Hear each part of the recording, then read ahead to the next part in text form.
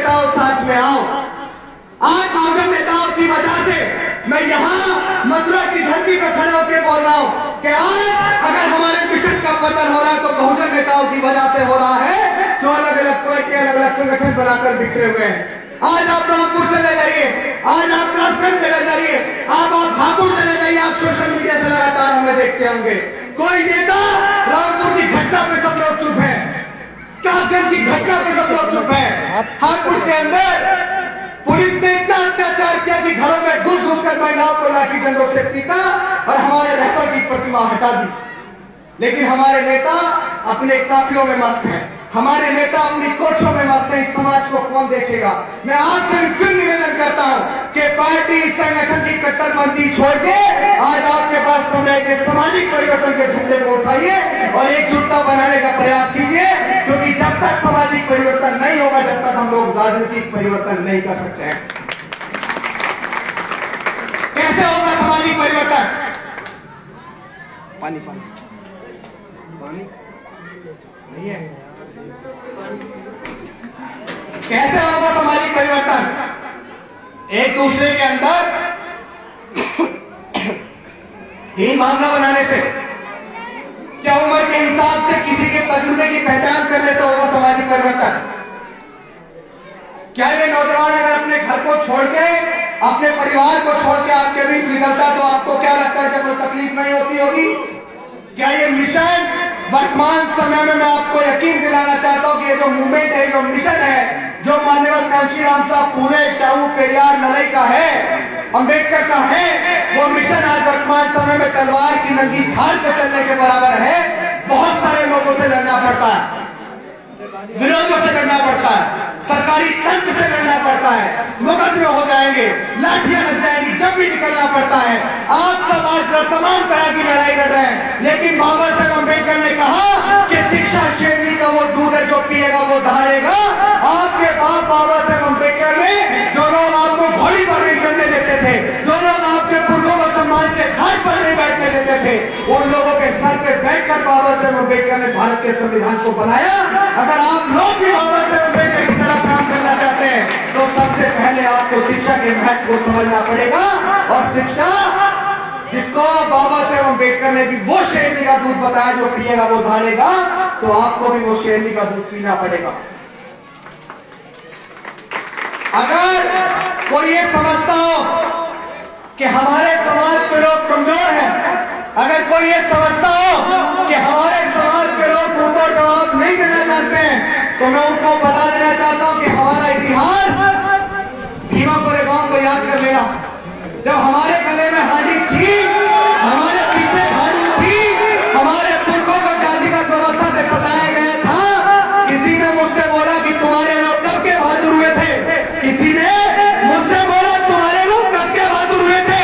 मैंने कहा भीमा कोरेगांव में हमने भगा भगा के मारे थे, हम तब के बहादुर थे, हम आज भी बहादुर है और हम कल भी बहादुर रहेंगे।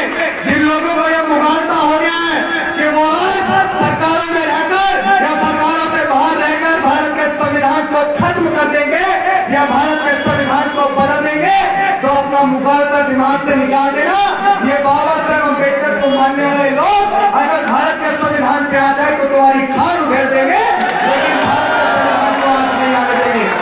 आज इस देश में हम लोग सामाजिक परिवर्तन की इस मुहिम को तैयार कर रहे हैं। आज हम लोग इस देश में जातिहीन समाज के निर्माण करने का प्रयास कर रहे हैं। और जिस दिन यकीन मानिए, ये जितने यहाँ पे महापुरुष लगे, यहाँ पे जितने भी महापुरुष लगे हैं, नारायण गुरु, महात्मा ज्योतिबा फुले, उनकी धर्म पत्नी सावित्रीबाई फुले, यहाँ पे वीर शिवाजी लगे हुए हैं, जितने भी यहाँ तमाम महापुरुष लगे हुए हैं, इन महापुरुषों के मार्ग पे चल के हमें अपने इस आंदोलन को आगे बढ़ाना है। और मैं फिर से आपको कहूंगा कि जितने लोगों ने मुझे इस सम्मान देने के योग्य समझा, हमारे बड़ों ने, मेरे बुजुर्गों ने, मेरी माताओं बहनों ने, हाथ जोड़ के बार बार आपको नमन करता हूं कि इस छोटे से कार्यकर्ता को मथुरा की धरती पे आपने इतना प्यार दिया। और मैं आपको आज जुबान देता हूं, आपकी इस पगड़ी का मान रखते हुए, इस दास का मान रखते हुए कि पूरे देश के अंदर समाज में कहीं भी शोषण होगा, पूरे देश के अंदर भारत के संविधान को बचाने की कहीं भी लड़ाई आएगी, तो अभिषेक सबसे पहले आपको खड़ा नजर आएगा। आपके मान सम्मान स्वाभिमान से, आपके मान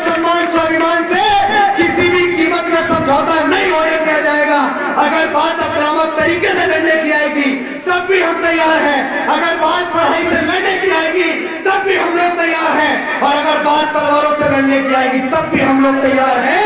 हम लोग किसी भी परिस्थिति में पीछे हटने वाले नहीं हैं, क्योंकि अगर इस देश में भारत का संविधान स्थापित है तभी हमें सारे राइट अधिकार हैं। और अगर भारत का संविधान नहीं है तो फिर से गले में हांडी होगी, फिर से पीछे झाड़ू होगी। हमें पढ़ने का अधिकार नहीं होगा, सुबह शाम घर से बाहर निकलने का अधिकार नहीं होगा। हमारी माओ बहनों को किसी एक जाति वालों के सामने से सर पे जूते चप्पल लेके गुजरना पड़ेगा। तो अगर वो व्यवस्था दोबारा आएगी तो हम नहीं चाहते कि वो व्यवस्था है, उस व्यवस्था को खत्म करने के लिए गर्दन भी कटानी पड़ी तो हम लोग संकोच नहीं करेंगे।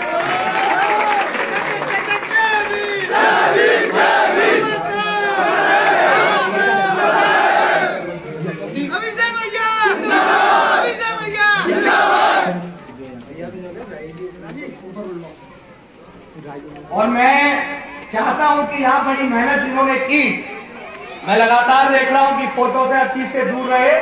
और हमने बार बार बुलाया नहीं है। राही जी, अब मैं निवेदन कर रहा हूं मंच के सामने कि आप ऊपर आ जाए। जोरदार तालियां बजा दे एक बार राही जी के लिए, क्योंकि अमूमन इस समाज के अंदर आज बोला जाता है कि बुद्धिजीवी जो लोग नौजवानों को सपोर्ट करें, जो लोग नौजवानों को समर्थन करें, तो मैं इनको भी बार बार नमन करता हूं राही जी को कि आप नौजवानों का साथ दे रहे हैं। जिन नौजवानों पे कभी कोई विश्वास नहीं करता, आप नौजवानों पे विश्वास दिखा रहे हैं।